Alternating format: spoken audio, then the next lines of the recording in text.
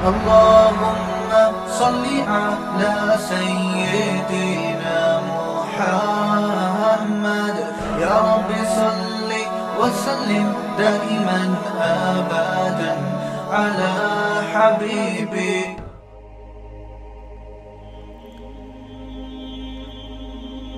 اللہ تعالیٰ نے پیغمبروں کو دنیا میں اس لیے بھیجا تاکہ وہ انسان کے ظاہر اور باطن کو مہذب کریں.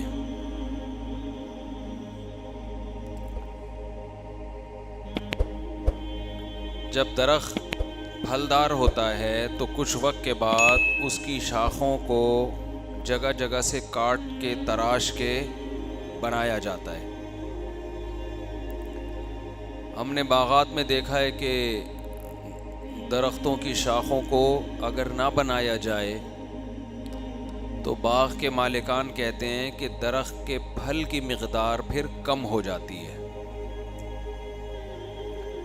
کھجور کے درختوں میں بھی پرانے پتوں کو کاٹا جاتا ہے ورنہ وہ ساری توانائی وہ چوس رہے ہوتے ہیں.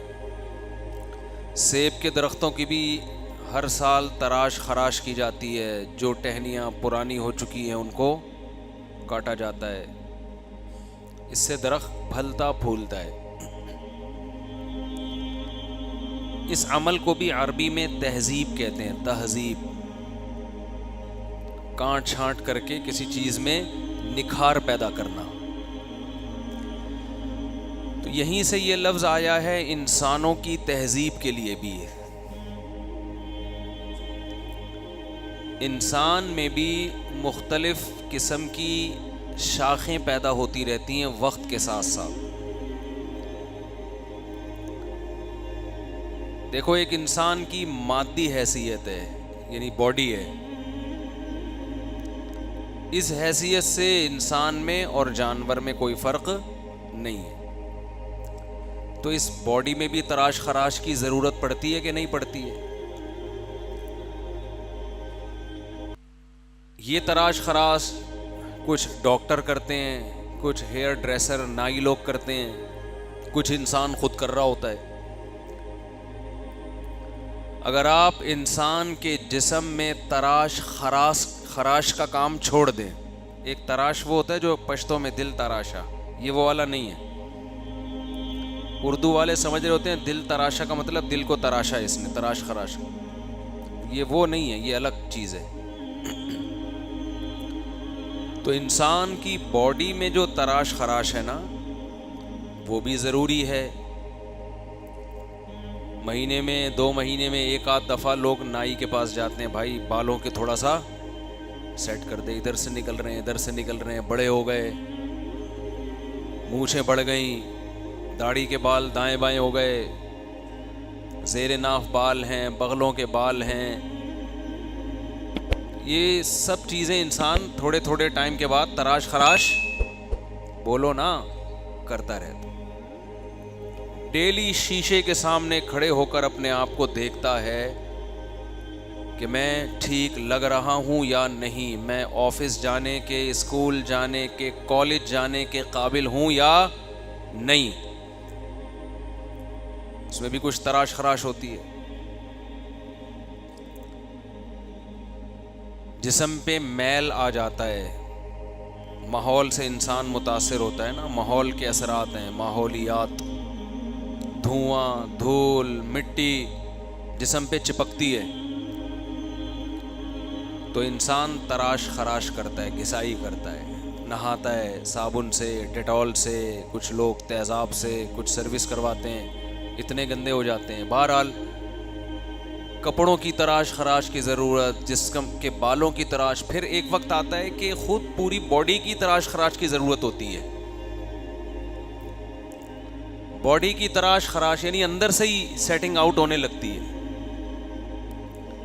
آپ نے جتنا کھایا ہوا ہوتا ہے, مائک کی سیٹنگ صحیح نہیں ہے, عجیب سیٹی کی آوازیں آ رہی ہیں. ولید کہاں ہے؟ ولید اتوار کو اس دن اس نے سیٹ کیا تھا نا مائک.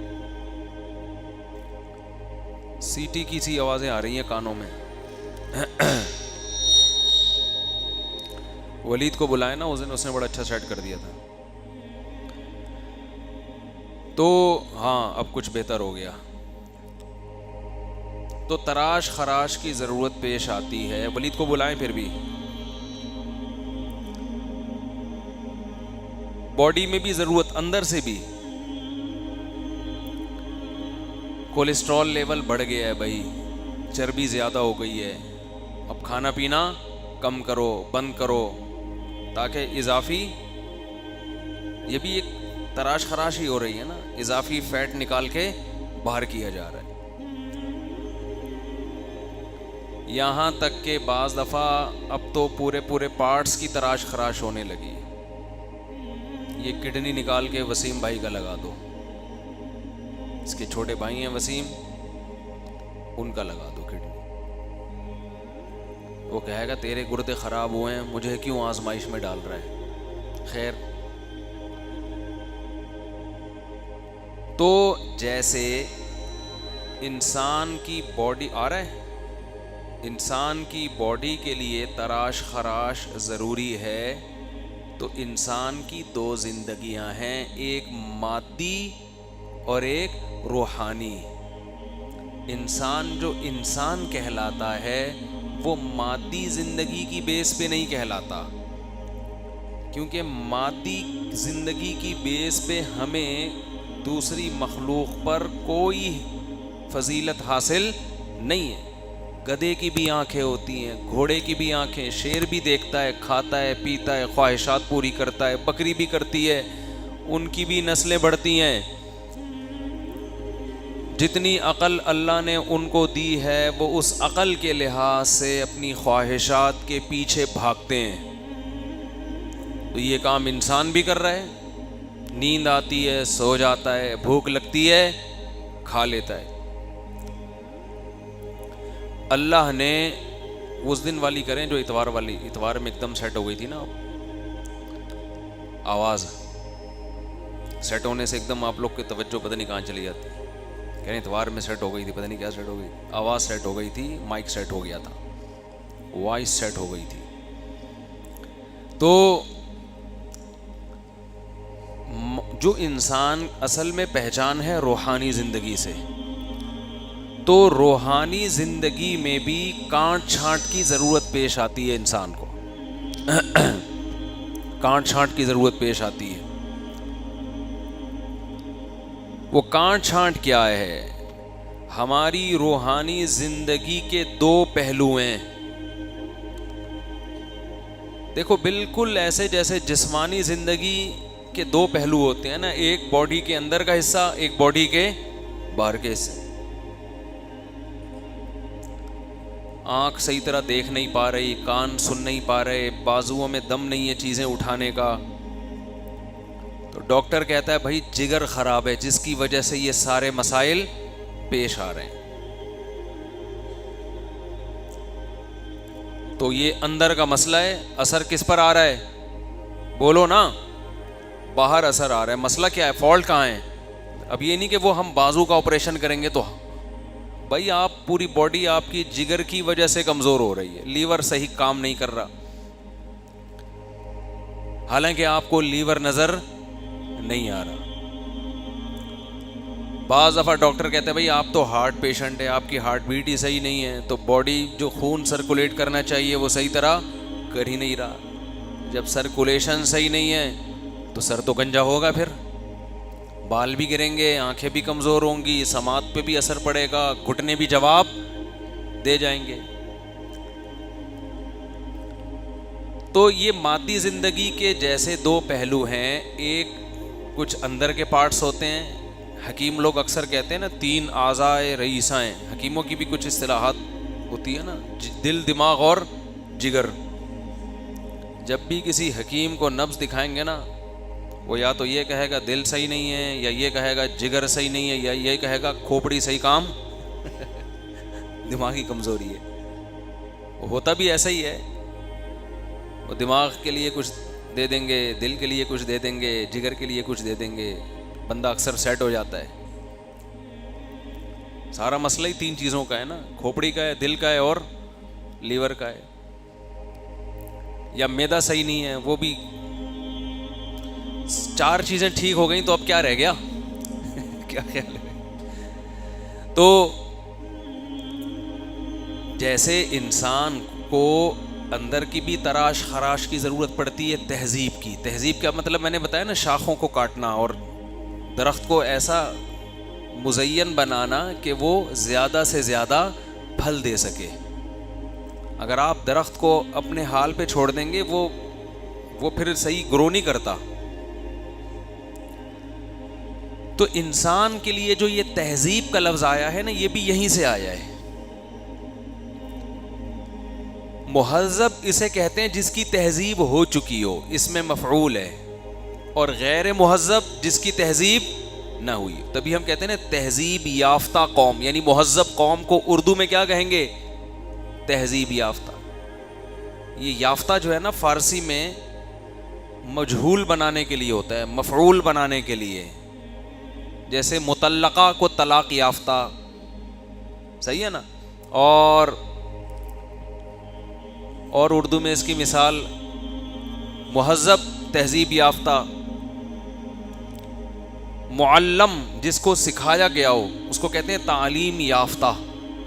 کیا کہتے ہیں انگلش میں؟ ایجوکیٹڈ. تعلیم یافتہ. معلم ایک ہوتا ہے معلم سکھانے والا, معلم جس کو سکھایا گیا ہو.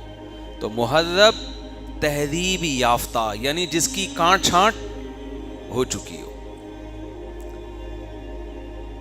تو انسان کو بھی جیسے جسمانی زندگی میں کانٹ چھانٹ کی ضرورت ہے, ایسے ہی انسان کی جو اصل پہچان ہے وہ روحانی زندگی سے ہے, اور اس میں بھی انسان کو کانٹ چھانٹ کی ضرورت ہے. روحانی زندگی کے بھی دو پہلو ہیں. ایک آپ کے جسم سے جو جسم کے جو اعضاء ہیں ان سے جو کام ہو رہے ہیں وہ اچھے بھی ہوتے ہیں اور برے بھی ہوتے ہیں. آپ اس ہاتھ سے کسی کو صدقہ دیتے ہو, یہ برا کام ہے اچھا کام ہے؟ اسی ہاتھ سے لوگ جیبوں سے پیسے بھی نکالتے ہیں. جو ہاتھ صدقہ خیرات کے لیے استعمال ہوتا ہے, جیب کترا, اس کے علاوہ کوئی اور ہاتھ استعمال کرتا ہے بھائی؟ یہ صدقے کے لیے اس نے الگ ہاتھ رکھا ہوا ہے, جیب کاٹنے کے لیے دوسرا ہاتھ فٹ کیا, جیب سے پیسے نکالے. الگ ہاتھ ہوتا ہے کوئی؟ بولتے کیوں نہیں؟ جن آنکھوں سے آپ والدین کی زیارت کرتے ہو, بھائی ویڈیو نہ بنائے, اللہ کے گھر کی زیارت کرتے ہو, ثواب حاصل کرتے ہو. بیت اللہ کو دیکھنا بھی ثواب ہے.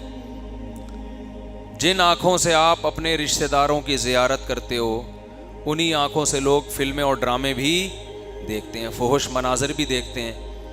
ایسا تو نہیں ہے نا کہ غلط کام کے لیے الگ آنکھیں رکھی ہوئی ہیں اور ثواب کے لیے الگ آنکھیں؟ کیا خیال ہے؟ الگ الگ تو سیٹ اپ نہیں ہے نا. جس زبان سے ہم تلاوت کرتے ہیں اسی زبان سے جھوٹ بھی بولا جاتا ہے. وہ مرضی آپ کی, اچھے کام میں استعمال کرو یا برے کام میں استعمال کرو. تو تہذیب کا مطلب یہ ہوتا ہے کہ انسان کے جسم سے جو نکلنے والے اعمال ہیں ان میں بسا اوقات غلط چیزیں شامل ہو جاتی ہیں, تو کانٹ چھانٹ کے ان کو بولو نکالنا پڑتا ہے. یہ کانٹ چھانٹ پیغمبروں کا کام ہے, یہ اسکولوں اور کالجوں کا کام نہیں ہے. اور جیسے جب آپ کسی ڈاکٹر حکیم کے پاس جاتے ہیں کہ جی وقت سے پہلے میری بینائی خراب ہو رہی ہے, وقت سے پہلے میرے بازوؤں میں ہاتھ وزن اٹھانے کی طاقت ختم, تو وہ ظاہر کو فوکس کرتا ہے, یہ پہلے اندر کو فوکس کرتا ہے. وہ کہے گا یار آپ کو تو پیلیا ہے, آپ کا تو جگر ہی صحیح کام نہیں کر رہا. تو یہ بازو کا فالٹ نہیں ہے, یہ فالٹ کس کا ہے؟ جگر کا فالٹ ہے. تو اسی طرح جو روحانی علاج کرنے والے لوگ ہوتے ہیں, وہ نہیں روحانی علاج ٹوپی ڈرامہ یہ جو دم درود کر رہے ہیں اس کی بات نہیں کر رہا. پیغمبر ہیں اصل میں روحانی علاج کرنے والے. تو جو روحانی علاج کرنے والے علماء ہیں، بزرگان دین ہیں، وہ یہ کہتے ہیں، اور یہ بات تو احادیث سے، قرآن سے ثابت ہے، کہ انسان کا ظاہر اسی وقت خراب ہوتا ہے جب اندر اس کے فالٹ پیدا ہو جائے۔ ڈاکٹر حکیم تو آپ کے جگر کو بھی فوکس کرتے ہیں، کھوپڑی کو بھی فوکس کرتے ہیں، آپ کے دل کو بھی فوکس کرتے ہیں، پیٹ کو بھی فوکس کرتے ہیں، کڈنی کو بھی چیک کریں گے۔ اسلام صرف ایک چیز کو فوکس کرتا ہے، اور اسے کیا کہتے ہیں؟ دل۔ نہیں آئی بات سمجھ؟ اسلام کہتا ہے ایک ہی پارٹ ہے، اس کو سیٹنگ پہ لے آؤ تو پوری باڈی کیا ہو جائے گی؟ صحیح ہو جائے گی۔ نبی صلی اللہ علیہ وسلم نے فرمایا، الا ان فی الجسد مضغہ۔ لوگ حیران ہوتے ہیں نا کہ نہ بد نظری چھوٹ رہی ہے ہم سے، نہ چوری چھوٹ رہی ہے، نہ زنا چھوٹ رہا ہے، نہ جھوٹ بولنا چھوڑا جا رہا ہے ہم سے، نہ باپ کی کڑوی کسیلی ہم سے برداشت ہوتی ہے۔ باس کی تو برداشت کرتے ہیں، آپ کے اچھے بھی برداشت کریں گے، باپ کی برداشت کرنا بولو مشکل، کیونکہ پتہ ہے کہ میں نے باپ کو برداشت نہیں بھی کیا تو وراثت مجھی کو ملے گی۔ کہیں دنیا میں ایسا لا بن جائے نا کہ جس آدمی نے باپ کے سامنے زبان چلائی تو لا آیا ہے کہ آٹومیٹیکلی وہ وراثت سے محروم ہو جائے گا، تو دیکھو پھر سب سے زیادہ کس کو برداشت کریں گے؟ باپ کو۔ آج برداشت نہیں ہوتا، کیونکہ پتہ ہے ابا کو سناؤ تو بھی ابا نے تو مجھے گلے ہی لگانا ہے نا، بعد میں بڑھاپے کا سہارا تو میں ہی ہوں۔ تو ماں کی برداشت کرنا، باپ کی برداشت کرنا، ماتحتوں سے اچھا سلوک کرنا، یہ تمام کی تمام چیزیں سیٹ ہو سکتی ہیں ایک کام ٹھیک ہو جائے۔ وہ کیا ہے؟ نبی صلی اللہ علیہ وسلم نے فرمایا، سنو، انسان کے جسم میں ایک گوشت کا چھوٹا سا ٹکڑا ہے، اذا صلحت صلح الجسد کلو، جب وہ ٹھیک ہوتا ہے تو پوری باڈی ٹھیک ہو جاتی ہے۔ یہاں ٹھیک سے مراد میڈیکلی ٹھیک ہونا نہیں ہے، میڈیکل سائنس نبی صلی اللہ علیہ وسلم کا ٹاپک بولو نہیں ہے۔ اور یہاں دل سے مراد بھی مادی دل نہیں ہے، روحانی دل ہے، کیونکہ ڈاکٹر اس دل کو ٹھیک کر دیتا ہے، پھر بھی چور چور کا چور ہی رہتا ہے۔ کتنے چور ہیں، ڈاکو ہیں، جن کے ڈاکٹروں نے دل کے آپریشن کر کے ایک دم جوانوں جیسا دل کر دیا، مگر ان سے چوری نہیں چھوٹی۔ تو یہاں دل سے مراد کون سا دل ہے؟ بولو، روحانی دل ہے۔ اور یہ روحانی دل اسی جسمانی دل میں رہتا ہے، لیکن یہ نظر بولو نہیں آتا۔ یہ لوگ کہتے ہیں نا یہ دل نکال کے ہم پلاسٹک کا لگا دیں تو پھر وہ دل کہاں گیا جس میں اللہ کی محبت تھی؟ ہم کہتے ہیں وہیں گیا جس میں تمہارے محبوب کی محبت تھی۔ جیسے وہ پلاسٹک کے دل میں آ گئی تو وہ ویسے ہی آ گئی۔ تو نبی صلی اللہ علیہ وسلم نے فرمایا، جب یہ دل یہ درست ہوتا ہے تو جسم سے نکلنے والے سارے اعمال کیا ہو جاتے ہیں؟ ٹھیک۔ اور اذا فسدت، جب یہ برباد ہو جائے روحانی دل، فسد الجسد کلہ، پوری باڈی کا بیڑا غرق ہو جاتا ہے، جسم سے نکلنے والے اعمال خراب، حتیٰ کہ وہ نیکی بھی کر رہا ہوگا تو آپ کو لگے گا کہ نیک آدمی ہے، جبکہ اس کی نیکی کے پیچھے بھی برائی کا جذبہ ہوگا۔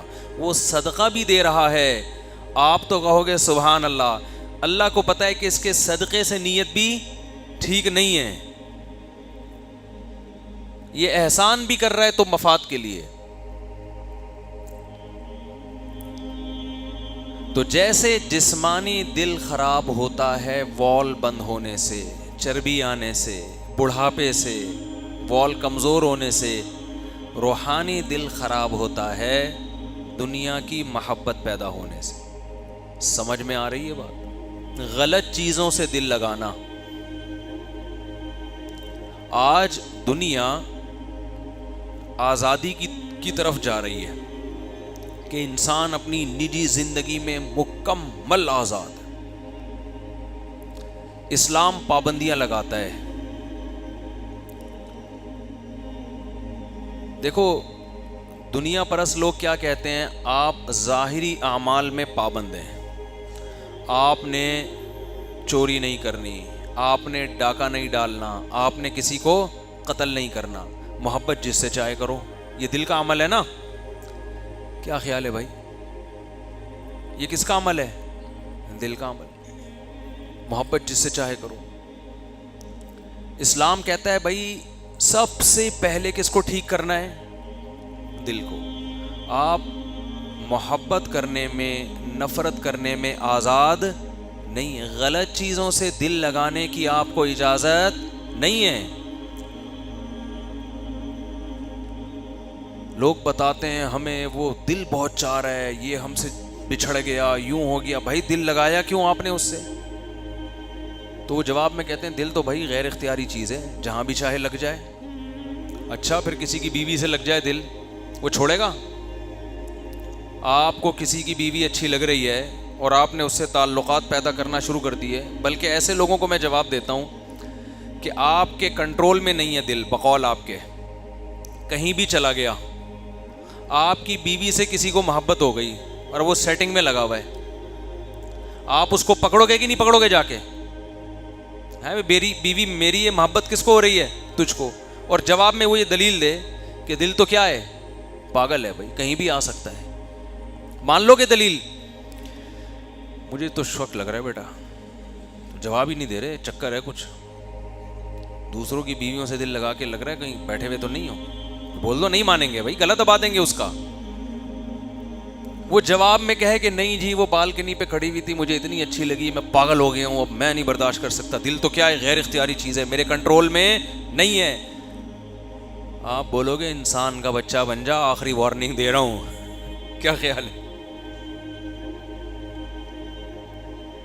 تو سوال پیدا ہوتا ہے, یا الٹا کر لو معاملہ, آپ کی بیگم کسی پہ عاشق ہو گئی, اب آپ اس سے کہہ رہے ہیں بیگم اس کو کیوں فون کر رہی ہو, وہ کیا لگتا ہے, کہہ رہی بھائی دل میرے کنٹرول میں نہیں. چھوڑ دو گے آپ اس کو؟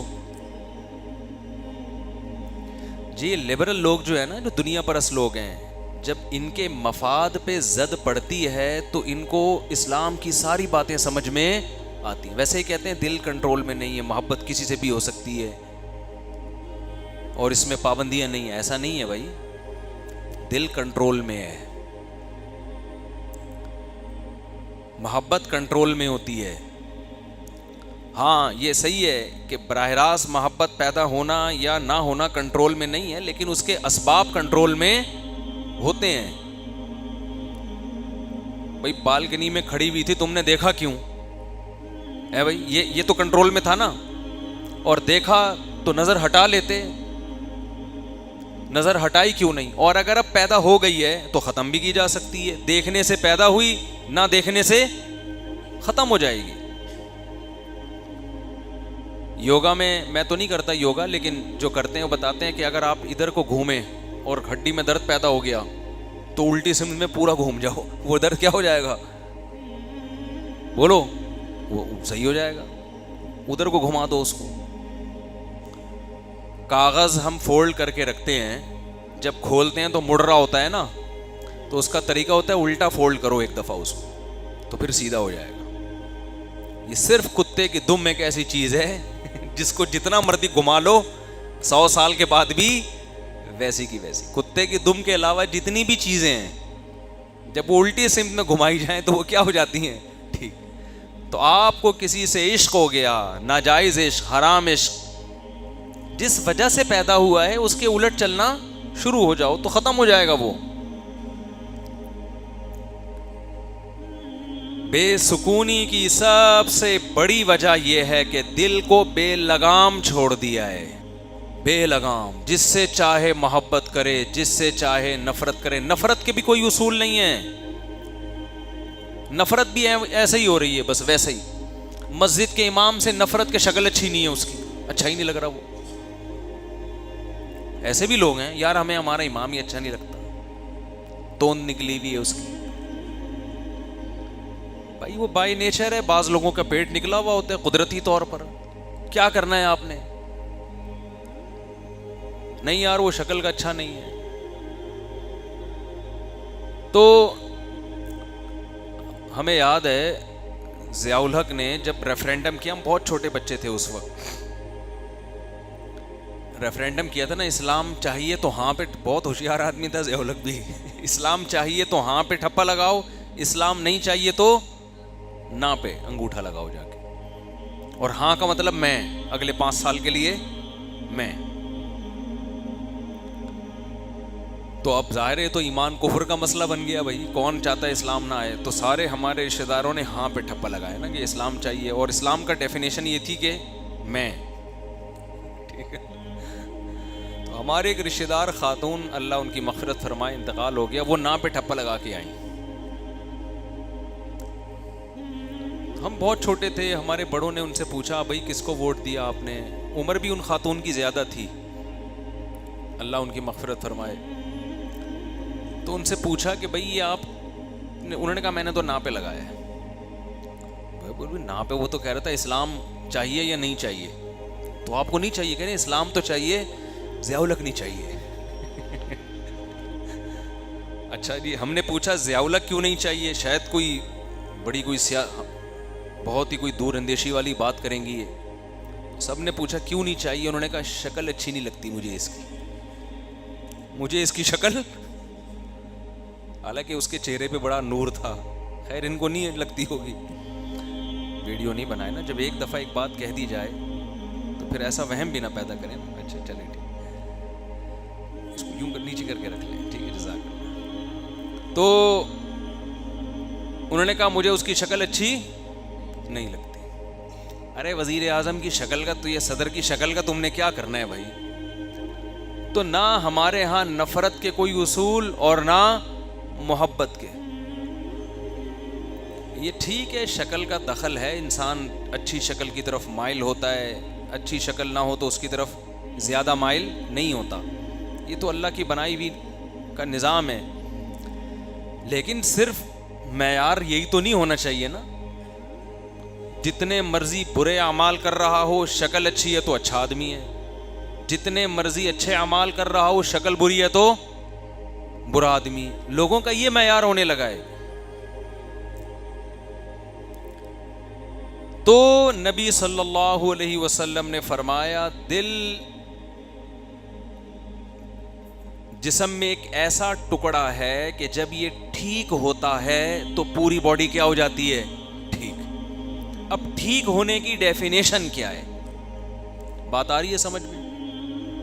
بھائی ڈاکٹر سے پوچھیں گے صحت مند دل اور ٹھیک دل کیا ہوتا ہے, تو ڈاکٹر بتائے گا وہ دل صحت مند ہے جو 1 منٹ میں اتنی دفعہ کم از کم دھڑکتا ہو, اس سے کم اس کی علامت ہے پاور نہیں ہے, اس سے زیادہ اس کی علامت ہے دل کو ورک زیادہ کرنا پڑ رہا ہے.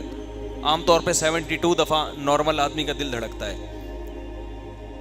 جو ایتھلیٹ ہوتے ہیں 1 منٹ میں نا, جو ایتھلیٹ ہوتے ہیں وہ 65, 60, 55 تک بھی کم دھڑکتا ہے ان کا, وہ کم دھڑکنے میں زیادہ کام کر رہا ہوتا ہے.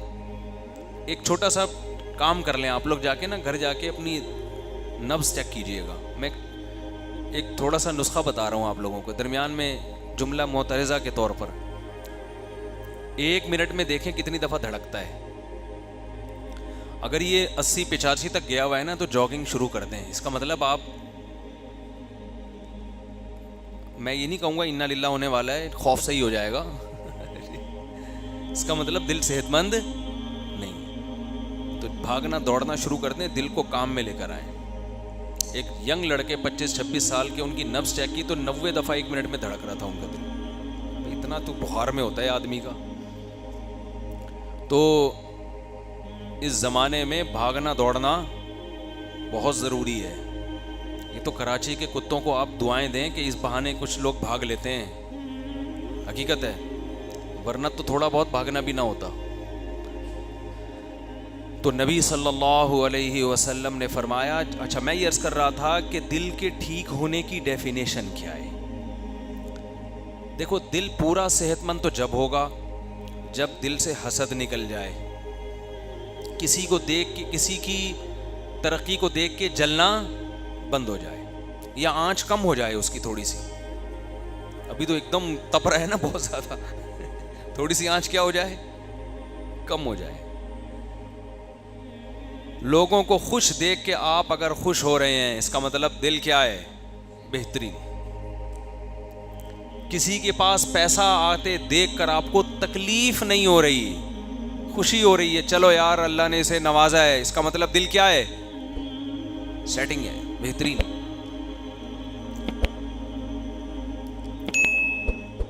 دل میں برداشت ہے, ایک دم بوکھلاہٹ کا شکار نہیں ہو جاتا, اس کا مطلب بولو صحیح کام کر رہے. تکبر نہ ہو دل کے اندر, بڑائی نہ ہو, تواضع ہو, انکساری ہو. کسی غریب کو دیکھ کر آپ اپنے آپ کو برتر نہ سمجھیں, اپنی نیکیوں پہ ناز نہ ہو, فخر نہ ہو.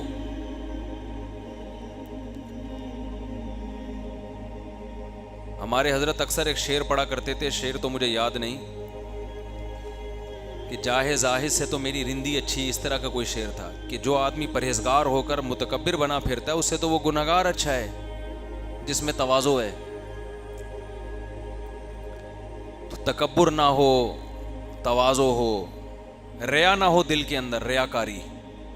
ریاکاری بھی کس کی بیماری ہے, دل کی. بڑے خشوع و خضوع سے انسان صدقات و خیرات کر رہا ہے, نماز پڑھ رہا ہے, چاہتا ہے کہ لوگ مجھے نمازی کہیں, چاہتا ہے کہ لوگ مجھے حاجی کہیں.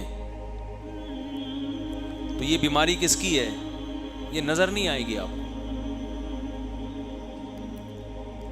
تو یہ جو بیماریاں ہیں دل میں, تکبر ہے, عجب, عجب کہتے ہیں خود پسندی. تکبر الگ چیز ہے, عجب الگ چیز. خود پسندی, خود پسندی کا مطلب اپنے بارے میں خوش فہمی میں مبتلا ہو گئے کہ میں بہت اچھا ہوں, اور غلط خوش فہمی میں. سمجھ رہے ہیں, بعض لوگ اپنے بارے میں خوش فہمی میں مبتلا ہو جاتے ہیں کہ میں کیا ہوں, بہت نیک. حالانکہ ان کو اگر وہ تنہائی میں بیٹھ کے غور کریں, اپنی خامیوں پہ نظر ڈالیں, تو ان کو پتہ چلے گا میں نیک نہیں ہوں. ہمارے جاننے والے تھے, وہ عجیب عجیب چیزیں شروع کر دیں, عالم بھی تھے وہ, تو وہ عجیب عجیب چیزیں انہوں نے شروع کر دیں. کبھی خواب بتا رہے ہیں اپنے, کبھی کرامتیں بتا رہے ہیں, کبھی اپنے واقعات بتا رہے ہیں. تو ہم حیران ہو گئے, یہ اوپر سے کھسک گئے ہیں کچھ تھوڑے سے. تو ان کے کسی مرید سے میں نے پوچھا, یار آپ کے پیر صاحب کو ہو کیا گیا ہے, یہ آج کل تھوڑے سے نارمل زندگی گزارے ہیں جیسے سب لوگ ہیں. وہ کہتے ہیں کچھ بھی نہیں ہے, اصل میں مجھے ایسا لگتا ہے میرے پیر صاحب کو یہ وہم ہو گیا ہے کہ میں بہت نیک ہوں. یعنی اپنے پیر کے بارے میں وہ بھی بیزار آ گئے تھے اپنے پیر صاحب سے. کہہ رہے ہیں میرے پیر صاحب کا قصور نہیں ہے, مجھے ایسے لگتا ہے میرے پیر صاحب کو اپنے بارے میں یہ وہم ہو گیا ہے کہ میں بہت, یعنی پیر صاحب بہت, بولو, نیک ہیں. میں نے کہا بڑا ٹائٹ تجزیہ کیا. کہہ رہے ہیں ان کا قصور نہیں ہے. بھائی ہو جاتا ہے انسان کو کبھی وہم ہو جاتا ہے, کہ جیسے ایک آدمی کو وہم ہو گیا کہ میں بندر ہوں. ڈاکٹر کے پاس گیا کہ ڈاکٹر صاحب مجھے وہم ہو گیا کہ میں بندر ہوں, میرا علاج کرو. ڈاکٹر نے کہا پنکھے سے نیچے اترے گا تو علاج کروں گا نا. اوپر چڑھ کے بیٹھا ہوا تھا, پنکھے پہ لٹکا ہوا تھا. تو وہم, اب تو اس کو تو وہم ہو گیا نا, بندر ہوں. تو وہ بیچارہ کیا کر رہا ہے, بندر کی طرح کبھی ادھر جا رہا ہے, کبھی ادھر لٹک رہا ہے, کبھی ادھر گھوم رہا ہے. ہمارے حضرت کے بڑے بھائی کی طبیعت میں بڑا مزاح تھا. تو ایک دن ایک آدمی آیا, اس کو یہ وہم ہو گیا کہ میں گدھا ہوں. یہ وہم کے مریض عجیب عجیب ہوتے ہیں, اللہ بچائے اس بیماری سے.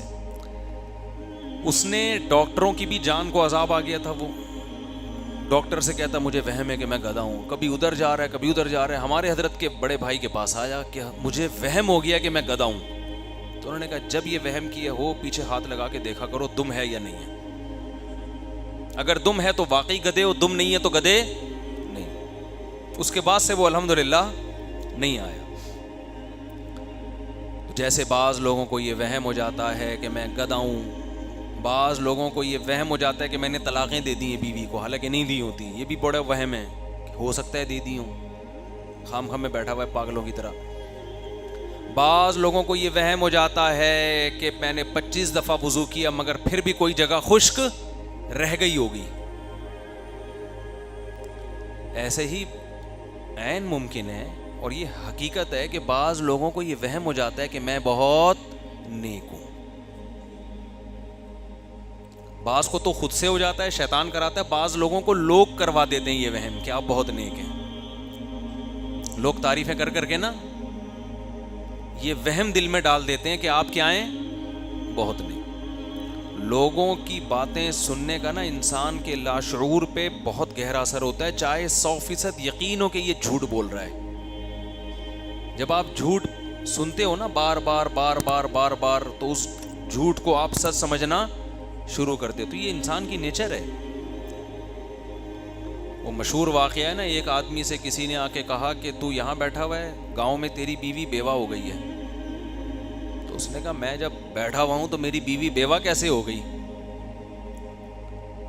دوسرے نے آ کے کہا یار تو یہاں بیٹھا ہوا کپڑے دھو رہا ہے دھوبی گھاٹ پہ, تیری بیوی کیا ہو گئی ہے, بیوہ ہو گئی ہے, وہاں رونا دھونا مچا ہوا ہے.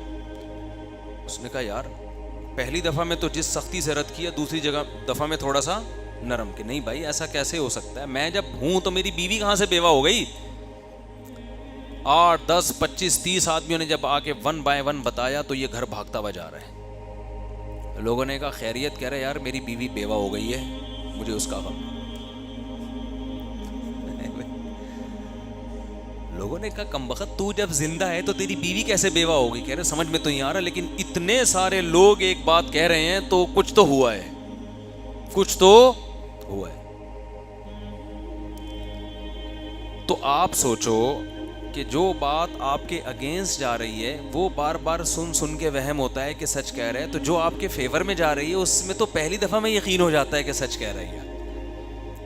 مفتی طارق مسعود صاحب کے بیانات سننے کے لیے youtube.com/مفتی طارق مسعود کو سبسکرائب کریں, اور اگر آپ لائیو ویڈیو کو کبھی بھی مس نہیں کرنا چاہتے ہیں تو سبسکرائب کرنے کے بعد بیل آئیکن پہ کلک کرنا مت بھولیں. جزاک اللہ.